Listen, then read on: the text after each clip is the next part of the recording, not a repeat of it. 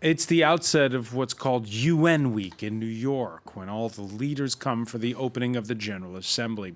And if there's one nation feeling the squeeze from Donald Trump, it's definitely Iran this year, whose leader returns to the General Assembly for the first time since Washington walked away from the nuclear deal and reimposed sanctions.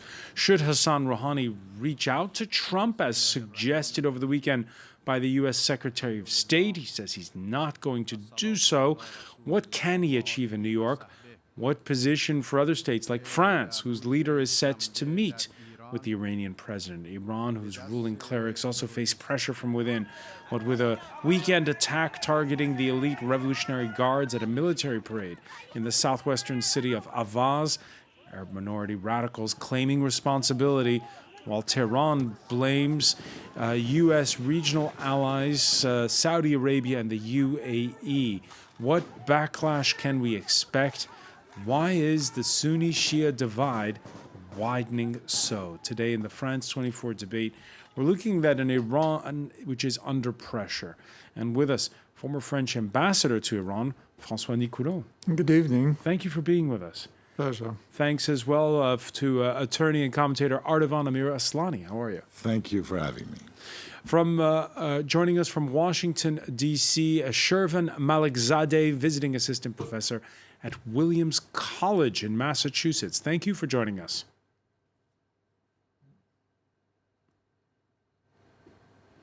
The France 24 debate on Facebook and on Twitter, the hashtag F24debate. Funerals took place earlier this Monday in the capital of what's officially labeled Khuzestan province, with the largest Arab minority in Iran in and around oil-rich Ahvaz. Emerald Maxwell has more. Carrying the coffins and pictures of the deceased, mourners packed the streets of Ahvaz to remember those killed in the deadliest attack in Iran in nearly a decade. This 4-year-old was among the casualties, as well as 12 of the country's Revolutionary Guards. Accusing Saudi Arabia, Israel and the United States of involvement, the Guards' acting commander vowed revenge. We promise that our response will be crushing and devastating, and you will regret what you have done. 25 people were killed and 60 injured when 4 assailants disguised as soldiers fired on an annual military parade in Ahvaz in the southwest of Iran. The Islamic State group claimed responsibility, posting a video on their propaganda channel of 3 men who it said were on their way to carry out the attack. But Iranian authorities have laid the blame on an Arab separatist movement known as Al-Ahwazi and accuses arch-rival and US-backed Saudi Arabia of funding them. At the funeral ceremony, Iran's intelligence minister said a large network of suspects had already been rounded up. Two groups claiming responsibility then, Ardavan Amir Aslani. What do you make of what happened on Saturday? What happened on Saturday is a cause of concern for the Iranian regime. The fear, the utmost fear that they have, encouraged by the Persian Gulf Arab states, is that of an Iran that ends up divided. So having Revolutionary Guards, unarmed, but nonetheless Revolutionary Guards, targeted by terrorist groups, whether they belong to the ISIS movement or to the separatist group that no one has heard of, by the way, until yesterday, is a sign that is not a positive omen for the government of Iran. And it further participates in encouraging additional frustration and fear within the Iranian population, who is today annihilated by a horrendous economic situation, having their lives constantly put on strife. The supreme leader, Ayatollah Khamenei, on his website, pointing the finger squarely at Saudi Arabia and the United Arab Emirates. Well, you know, the reality is that the Saudis have specifically threatened Iran. A couple of months back, the Crown Prince of Saudi Arabia, Mohammed bin Salman, openly stated that they're going to take the war into Iran and into Iranian territory. So that's an announcement of an aggression. And at the end of the day, if you look at the countries that abstained from basically offering their condolences to Iran, you only have 3 across the globe. You got the United States, Israel, and Saudi Arabia. Nonetheless, is it possible that it is a domestic insurgency, that it isn't manipulated from abroad? There have been there's oppression of religious minorities in Everything, Iran. oppression of religious minorities, I'm not aware, but it is true that in this It's part illegal, of Iran... for instance, to convert from Shia to No, Sunni. but that's not about oppression of minorities. It is basically a law prohibiting people from converting to any other religion than Islam if they're born Muslims. But at the end of the day, it is true that in this particular part of Iran, in Khuzestan, there has always been ethnic strife. That doesn't date back to the Islamic Republic, goes back to the Shah's time. There was even a time during the founder of the Iranian Pahlavi dynasty's period that there was a local chieftain who was dominating over there. And the Sunnis in Iran, they have their own concerns. They're saying that, look, the oil that is helping Iran stay afloat comes from our region, but not even a fraction of that amount is spent correctly in our area. After the war with Iraq, no reconstruction took place. They have their own legitimate grievances. However, this region has never witnessed such a blatant aggression against the central government. It's new. Ambassador Nikolo, just for context here, this is an area where they supported the Iranian Revolution in 1979. And also people thought during the Iran-Iraq War, Saddam Hussein thought they would flip towards Iraq. That didn't happen either. At the beginning of the revolution, actually, there was an upheaval in the region. But in other regions, in other peripheric regions of Iran, in Kurdistan, in Balochistan, but as our friend said, the main reason of discontent, this does not justify, of course, the terrorist attack, is precisely the feeling of being discriminated by the central power, by the government, and the feeling that the wealth produced by oil does not percolate, does not come to the region. It's not a matter of religious divide. It's not a matter of Shiite against Sunnis. In fact, the Arabs of Khuzestan, this region, which before was called Arabistan, that shows that relates in a very important Arab minority there. The Arabs there are in the majority they are Shias. It's not a problem of religious divide. It's a problem of economics, of politics, of separatism, whatever you call it. But for once, it's not a problem of religious divide. And your thoughts on that accusation by authorities pointing the finger at the Saudis, at the UAE? There is obviously a shadow war going on in the region. It's not something really new, but it has certainly ratcheted up in recent times. A shadow war with blows exchanged from both sides.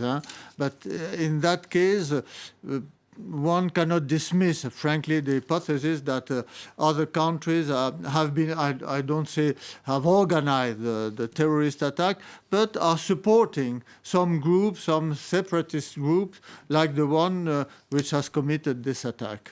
Now, you were mentioning how it may not be at all a religious question as such.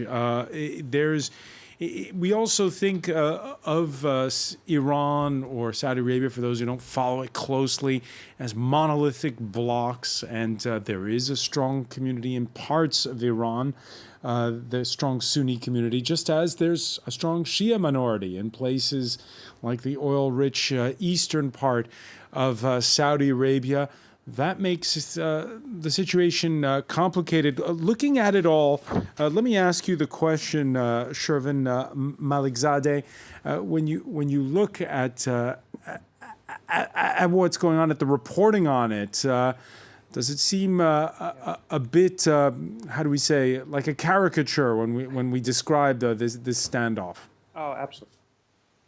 Absolutely. In fact, I very much appreciate the ambassador's comments regarding even Iranians make this mistake, but in the Khuzestan region, in Ahvaz, the majority of the Arab-speaking population are in fact Shiite. The surrounding regions in Bushehr, for example, you will find majority populations of Sunni, but for the most part, we're talking about an Arab population that is Shiite. And the language of caricature, I think, is actually a perfectly apt way of framing this. And with apologies to the producers at France 24, even the framing, the setup for this debate of a Shia-Sunni split, for those of us who study Iran and its relationship with its neighboring Arab countries, this is very frustrating, of course, because This event, this parade occurred on the anniversary, on the September 22nd, 1980, is the anniversary, is the day in which Iraq invades Iran. And of course, the participants in this parade are both veterans of the war. In fact, one veteran was killed, as well as local residents who are, for the most part, despite what we heard about this being an attack on the Revolutionary Guard, as if this is the sort of elite or cream of the crop of that force, what we have are a lot of victims, at least amongst the soldiers, who are in fact conscripts, 18-year-olds, 19-year-olds, 20-year-olds who are compelled to serve for 2 years. And so they are participating in this commemoration of Iran's, in their minds, I think the public's minds, this resilience against the war, against the Iraqi invasion. So even the participation, go ahead. No, I was going to ask you, so when you hear this call for revenge or this vow of revenge by those we heard in our report earlier, by authorities, what are your thoughts? What's going to be the backlash? Yeah. So I actually have two thoughts on this. The first thought is, for me personally, for a lot of analysts, I think the way to understand the sort of proclamations, the foreign policy proclamations of the leadership in Iran, particularly coming from an elected official such as the President Rouhani, the name of the game is nationalism and domestic politics.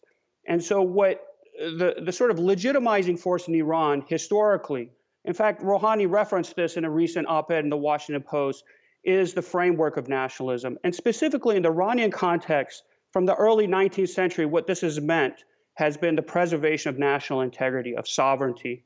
And so that you have leaders going on television or publicly or internationally announcing these acts of revenge is to be expected, right? They have to service this sort of legitimizing notion within Iran that to be a government that is worthy of the support of the people, you're protecting the borders, you're protecting the integrity of the country.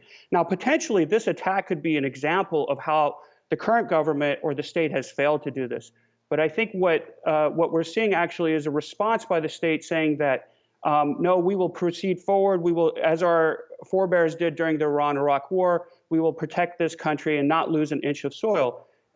Whether you like this regime or not, they can legitimately claim to be the first government in over 250 years, or regime in 250 years, that has not lost an inch of soil to foreign invasion. So this is a very important moment for them to appear at least strong against this attack. So if I may, revenge, could I just make a quick when they comment talk of on revenge, revenge against who then?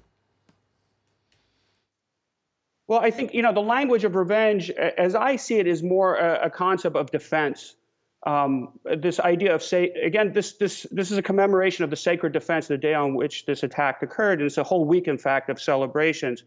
So the language of revenge is a type of rhetoric, but really what the foundation of it is that we must protect Iran from foreign aggressors, whether it's Daesh or ISIS, as we call it in the United States and Europe, or from local forces, separatist forces that do exist in Iran, though are very small and insignificant. And actually, if I may, this is sort of the second point I was going to make regarding the domestic scenario in Khuzestan. It's absolutely true in the case that the mistreatment and systematic injustice towards the Khuzestani Arabs, as our first guest mentioned, is very much the case.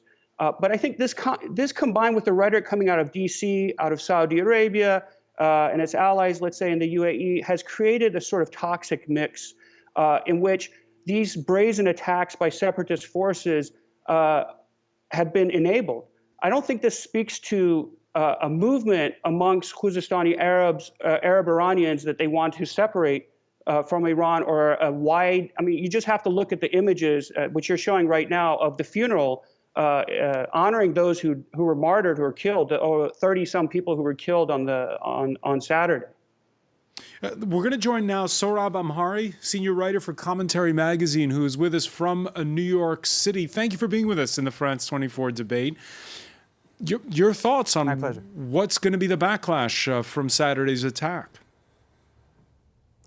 Well, I just want to echo some of the things that our previous guest said and carve out some caveats as well. I do agree that Iranian nationalism is the strongest legitimating force for anyone who claims to want to rule Iran. What I would say is, first of all, that this does in fact highlight a lapse in the regime's ability to secure Iran.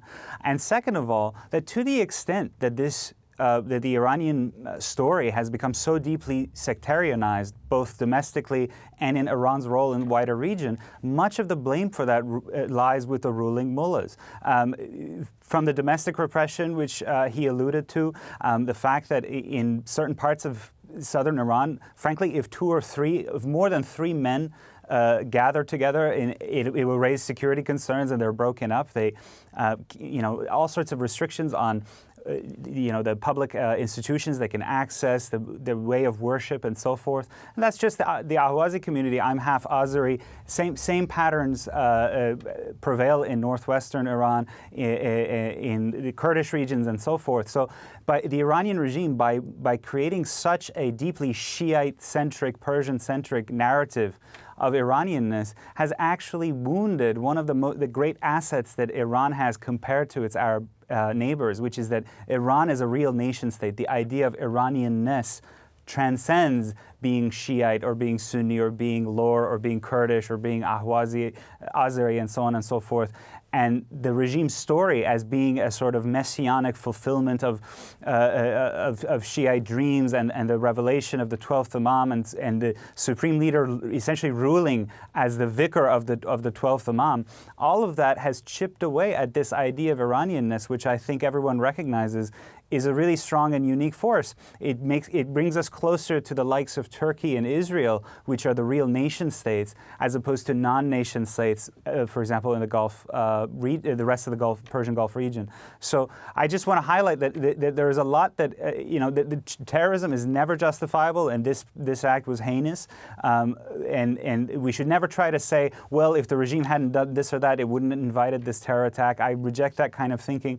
But certainly it's worth noting in this context that the regime, with its behavior abroad, its deeply sectarian foreign policy, and its deeply sectarian repressive apparatus at home, has created an atmosphere where Iranians, that idea of Iranianness has been undermined. All right, and that toxic climate that Shervin Malickzadeh was talking about on display this week at the UN in New York. We'll be talking about it when we come back. You're watching the France 24 debate.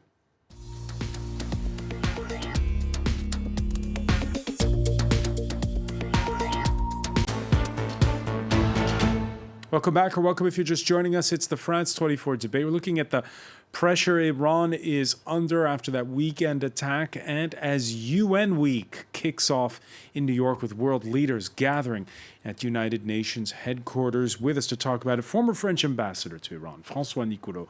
Welcome back as well to attorney and commentator Ardavan Amir Aslani. With us from New York City, Sohrab Amhari, senior writer at Commentary Magazine. And from Washington, Shervin Malickzadeh, visiting professor at Williams College. 5 short years ago, Hassan Rouhani was speaking on the telephone with Barack Obama on the sidelines of UN Week in New York, a breakthrough that would lead to that 2015 nuclear deal. Now, when Rouhani goes back to the lectern on Tuesday after Trump, it will be a very different story. Peter O'Brien has more. 3 years ago, Hassan Rouhani declared that a new chapter had started in Iran's relations with the world. The tone of this year's United Nations General Assembly will be different. On his way there, Iran's president told the press who he thinks was behind Saturday's deadly terrorist attack. All these little mercenary countries we see in this region are backed by America. It is the Americans who incite them. On Saturday, gunmen opened fire during a military parade in what was Iran's deadliest attack in years. Iran's supreme leader said it was part of a plot by regional puppets of the United States. In response, the US State Department said it condemns all acts of terrorism. But UN Ambassador Nikki Haley and Secretary of State Mike Pompeo both suggested Iranian leaders look to their own country rather than blaming the US. Since Donald Trump pulled out of the 2015 deal lifting sanctions on Iran in exchange for restrictions on its nuclear program, relations between the US and Iran have worsened significantly. Ahead of the General Assembly, Camp Trump is unsure on whether the president should meet with Hassan Rouhani. At this point, I think what you can see is when the president gets in front of any leader, things do come together. But both leaders have to be willing to have the political will to do that. And so Rouhani hasn't asked, so the president hasn't had to deal with that. We'll find out shortly what the man himself thinks. Donald Trump is expected to address the Assembly about what threat Iran poses on Tuesday. And long before there was that nuclear deal, François Nicolau, you were there when the very early negotiations happened, when the process got off the ground. This, 1 year ago, it was North Korea's leader, the bogeyman. Your thoughts that Iran is now the bogeyman for Washington at this UN week?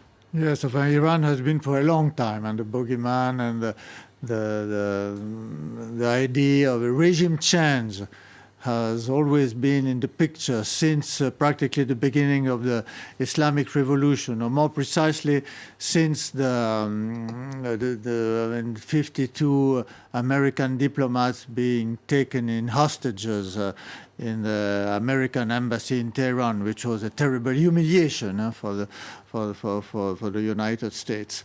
So regime change, as I said, there was a small parenthesis with Obama, which reached to the regime. Did you think in 2015 that it would be just that, a parenthesis? Yes, I mean... You knew it would come back to this?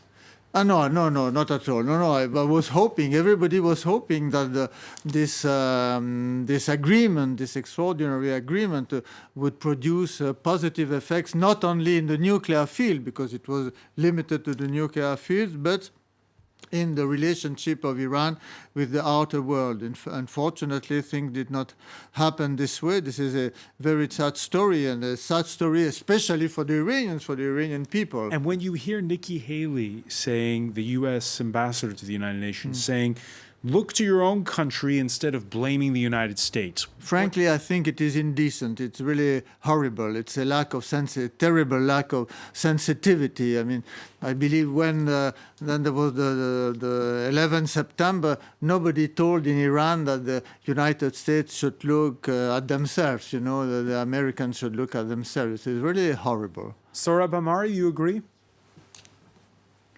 No, I don't. First of all, I object to the use of the word bogeyman, which sort of suggests it's that Iran has been a mythical menace, but not really a menace. As the ambassador himself pointed out, this regime began with a great act of anti-Americanism, which was the hostage-taking. It was forged in the crucible of the cries of death to America, death to Britain, death to the West, and so forth. And the regime has acted on that through the years. The 1982 Marine barracks bombing, the largest single attack on the U.S. Marine Corps since World War II in terms of casualties. Then you had the Khobar Tower attack in the 90s, again traced back to the Tehran regime and its terrorist agents. You had the Iran's actions in Iraq, consistently arming armed terrorist groups that killed thousands of American troops and Iraqi civilians as well. There was the breakthrough. In 2015 came the breakthrough. Well, I mean, that was the issue, is that that was one of the false premises of the Obama administration's diplomacy with Iran, was that it bracketed off just the nuclear issue, and in a very limited way. It did not have sufficient checks on their ballistic missile development programs. That was not in the four squares of the deal. It did not have a sufficient time period, so that by its own terms, after about 10 to 15 years, they could glide to a nuclear weapons program. Those were the problems with the deal itself. But then it didn't even look at the other issues that the West has had with Iran, including, by the way, French foreign policy has been much opposed to the Iranian regime on various fronts. The problems that we have is it's a regime that's a revanchist regime. It wants to unsettle the order in the Middle East. Everywhere you look, it's sponsored Shiite groups, Hezbollah in Lebanon, the Houthis in Yemen, various armed opposition groups elsewhere. It terrorizes its own people. It wages sectarian warfare in Syria, underwrites the butchery of Bashar Assad in that nation. So those were all the problems that the nuclear deal pretended could be addressed with just a rather weak agreement on the nuclear question, when we have a bigger philosophical issue with the Iranian regime.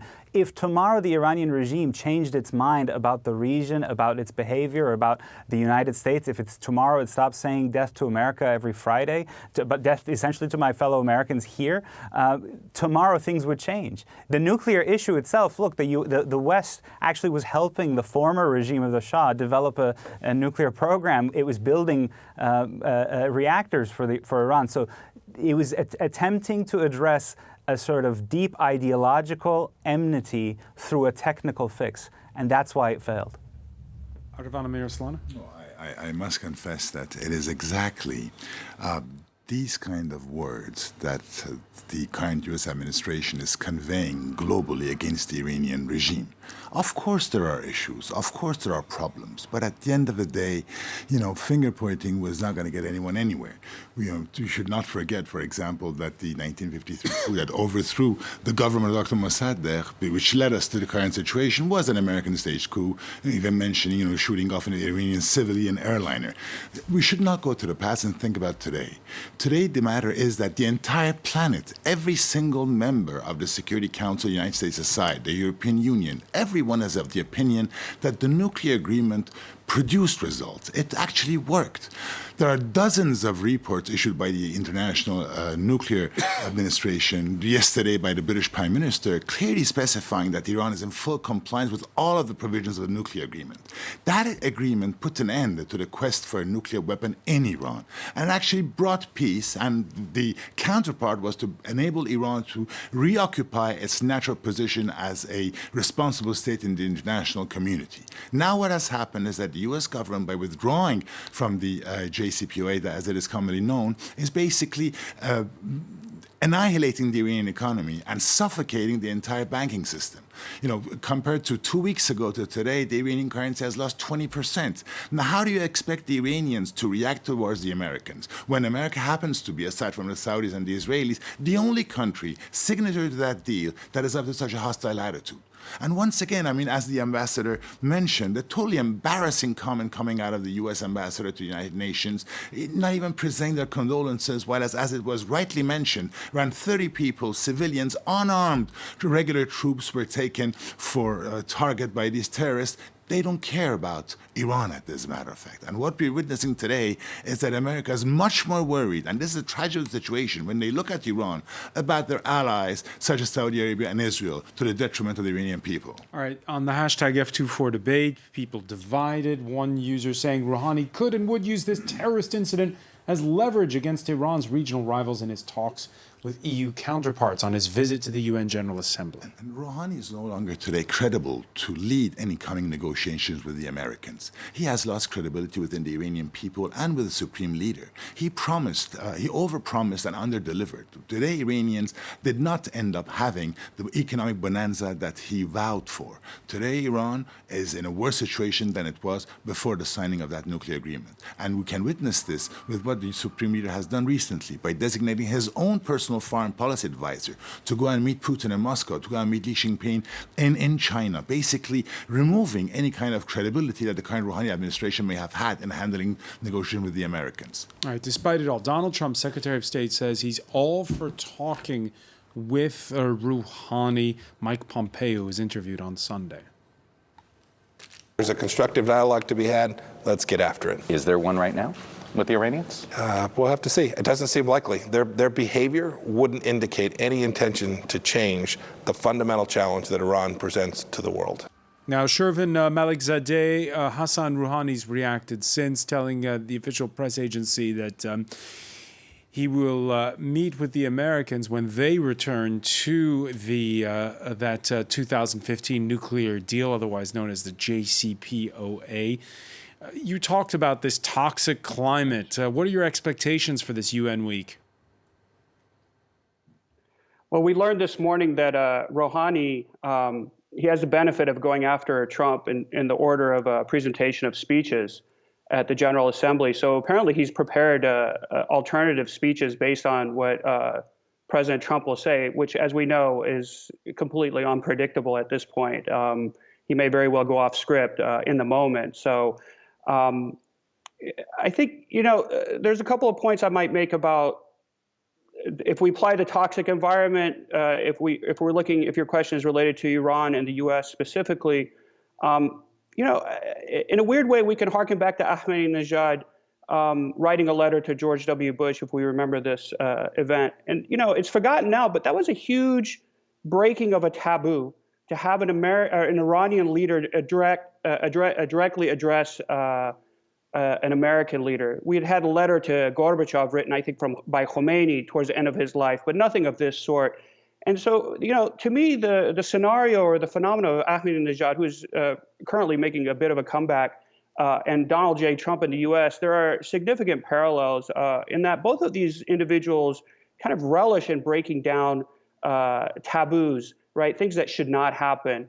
In some sense, the Ahmadinejad breaking of taboos perhaps paved some of the way towards the encounter, the phone call between Obama and Rouhani, in the sense that although Rouhani is a very different individual and leader than Ahmadinejad, by that point when it happened, it was a great relief to many of us, but it wasn't something that was extraordinary to the extent that it would be impossible to imagine. The notion that Rouhani, going to the Pompeo comments, Rouhani or any of the leadership of Iran would meet with the American leadership in New York, of course, this is a possible thing, and it might be a good thing. But I think the toxicity of violating a treaty, an agreement, as it were, that took so long to be put together and that so many parties, international parties, were involved in, has created a scenario where I think the Iranians recognize Trump through their experience with Ahmadinejad, someone who acts in bad faith, someone who's erratic, cannot be deemed as a good faith actor in terms of future negotiations or deals. So I think the Iranians will probably lean on this return back to the JCPOA as a basis for the continuation of conversation between Iran and the U.S. Further to Ardavan's point that the supreme leader sending out his own advisors to meet with foreign leaders, there's been talk, I know, within U.S. circles that perhaps Donald Trump should be speaking to Ayatollah Khamenei and not with Rouhani. I mean, who knows? But that is something that is unimaginable to me. If there's one consistent voice in a regime that has many inconsistencies, it's been Khamenei's intransigence. Sohrab used the term revanchist. I think this would easily be applied to Khamenei. Though it must be noted that Khamenei did open up negotiations with the Americans prior to Obama coming into office, if I remember correctly. So, but in terms of a direct conversation between Khamenei and Trump, I think this is more of a kind of imaginative or theatrical possibility than a realistic one. François Nicolau, let me get your reaction to something Shervin said about Trump being a little bit the way the former hardline president of Iran, Mahmoud Ahmadinejad, was, this person who disrupts things and therefore shakes things up, and maybe sometimes good comes of that. Not much good came out of the Ahmadinejad presidency, frankly. I don't think it's an interesting comparison. I would rather come back to another point. I believe one of our colleagues said that about the agreement, of this famous nuclear agreement. After 15 years, I heard the Iranians will be free to produce a bomb again. And this is very far from truth. It had nothing to do with truth. The reality is that Iran, even after the end, after the sunset of the agreement, is still bound by its belonging to the nuclear non-proliferation treaty, is still bound by its safeguard agreements with the Vienna Agency, which controls all the facilities and nuclear materials in Iran. So it's true that this that this agreement was limited in scope, and this was realistic at the time. It was impossible to deal with something wider than the nuclear matter, which was already very complex. But all the more, I mean, it gives you a better reason to try to protect this fragile agreement and not to destroy it. And the fact that it has been destroyed, or in the way of being destroyed, and at the same time, I mean, Trump comes and says, I'm ready to speak with the Iranians. You know, the Iranians are not North Koreans, and they won't talk with Trump. They won't talk with Trump. I think what their request is quite sensible. If you want to talk with us, first come back to the agreement. Okay, now Hassan Rouhani is going to be speaking with his French counterpart, Emmanuel Macron. If you were whispering into the French president's ear, what would you be telling Macron at this point? I would tell him to listen carefully to what Rouhani will tell him, and to try to work on the opportunities. One has to keep in mind that, in fact, the reality is the president, the government, and even the regime does not want to leave the agreement, because the agreement is still alive, and perhaps a very small life, very limited life, but it's still alive. In fact, Iran has no interest at all in trying to produce more uranium, higher enriched uranium. Iran, the first interest of Iran is to keep close to Europe, to keep close to Russia, to keep close to China. And for this, they have to stay in. And there is this trip by the French president to Tehran. The invitation was put out there. It's been delayed. Is the time right for Macron to go to Tehran? I believe in Mr. Macron's time, it would be a bit early now, but perhaps the time will come. It is so true. As a matter of fact, in relation to the nuclear agreement, the Iranians have abandoned their quest from getting any economic dividends. All they care about today is getting political dividends. And staying within the framework of the agreement at least brings European political support for them. And remember, the nuclear deal put an end to the nuclear quest of Iran. They had 100 kilograms of enriched uranium. They sent it to the Russians. They had the heavy water nuclear reactor of Arak. They poured cement into it, and they totally demobilized 14,000 centrifuges. There is no longer a nuclear threat coming from Iran, if there was one ever. And the ballistic missile issue was never included in the JCPOA, in the nuclear agreement. What the Americans want to do today is to basically compel Iran to abandon a great degree of its sovereignty by getting out of all these countries that Iran is present. And there are two phases to the Iranian presence in these areas, in Iraq, in Syria, and elsewhere. There was a first stage when everybody appreciated Iran's presence, when Iran was fighting against ISIS, both in Iraq and Syria. Had Iranian allies and troops not been in Iraq and not been in Syria, Baghdad and Damascus and Erbil would have fallen. The problem that the world has today with Iran is that after the annihilation of ISIS, Iran is still hanging around. And that may be an issue in the long term. Sohrab Amhari? Well, I have a lot to object to what's been said, so I'll focus on, I think, the most important issue, which is, this nuclear deal didn't have the support of the American public. It was polling badly. And in the U.S., if you really want a treaty to bind the United States, you have to try to persuade the other party, the opposition party. And is the world a safer place now that Trump has walked away from it? The world is no safer than it was with it, because this is an Iranian regime that, frankly, was under the terms of the deal. And again, I have to disagree with the ambassador. Under the terms of the deal, it was resisting inspections, snap inspections, outside inspection. It was being allowed to inspect its own military sites, for example, at Parchin. So we had no idea what they were doing.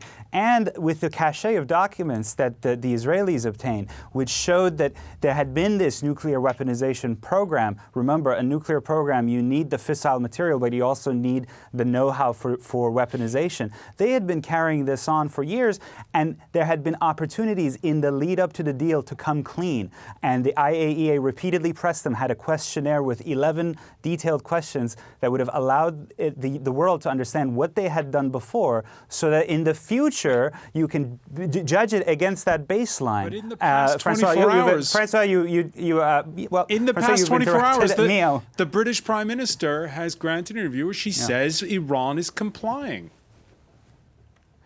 Well, again, the other powers, including the United States, which has the most sort of sophisticated satellite apparatus, has the most sophisticated intelligence apparatus, has the concern, and it's always been a concern, that because the Iranians didn't come clean about their previous weaponization activity, it's not clear how much progress they'd made or how to check on what baseline to use for that. So that's one concern. The other concern, frankly, with the Iranian regime is that much of the troubles it's facing is domestic. It has nothing to do, I mean, the regime's troubles, remember, with its own people began in December and January before Trump had made any moves about walking away from the nuclear deal. And the people, the slogans they were shouting was that they say, meaning the regime says, that the enemy is America, but when the enemy is right here. They said, leave Syria be, do something for me. So what does that suggest is that this is a regime that has its own ideological project that's impoverishing the Iranian people themselves, and they're aware of this. So why should we give them this lifeline of economic prosperity or potential to at least squeeze by when they're so weak domestically and they can't answer their own people's needs, whether that's for democracy, whether that's for just stability, whether that's for security now, that's under threat too. Why give a regime that constantly says death to America a lifeline? That makes no sense. And I think Trump would understand that. Like Sohrab, I have so many things to respond to, so I'll try to very briefly because we're almost prioritize. Out of time. Yeah, I think. Well, regarding the documents the Israelis found, this was already well known to the parties involved. This was a case of letting sleeping dogs lie. As you emphasized yourself, the IAEA has consistently affirmed that Iran has abided by the treaty, and frankly, in my opinion, is that the world is much safer, was much safer with the treaty. Regarding the sort of revanchist attitude of Iran towards the U.S., which I think is the heart of whether it would have made a difference to have a nuclear deal or not. Sohrab, like me, I assume is a hyphenated American and Iranian American. And when you travel to Iran in that sort of, with that identity, it's very dizzying. You do go to a country where you do hear these chants and see these murals. But at the same time, the overwhelming sensation is of a country that is deeply intertwined with the American experience, with almost American aspirations. As Zarif, the current foreign minister, his children were born in the United States, in San Francisco, I believe. So there's this sort of open secret of the intimacy of the Iranians and the Americans, perhaps over 40 years of conflict that has developed. And the most important point that I would make, to the extent that Sohrab and I specifically on this point agree that nationalism or domestic politics drives much of what's happening in Iran, I think his comments about Iranian disruption, here I actually disagree a bit with him. In the region, the solution is provided by him himself, which the JCPOA actually tried to solve, which is assurances of regime survivability, of national sovereignty, which for the leadership of Iran, these two are inseparable. And of course, the JCPOA provided this solution. So using the logic of nationalism, there is a path forward for bringing down Iran's interventions in the region that so many people rightfully or not criticize. Unfortunately, we're running short on time. Shervin Malikzadeh, I want to thank you so much, though, for joining us from Washington. I want to thank Sohrab Amhari for being with us from New York, Ambassador Nicolo Ardavan Amir Aslani. Thank you for being with us here in the France 24 debate.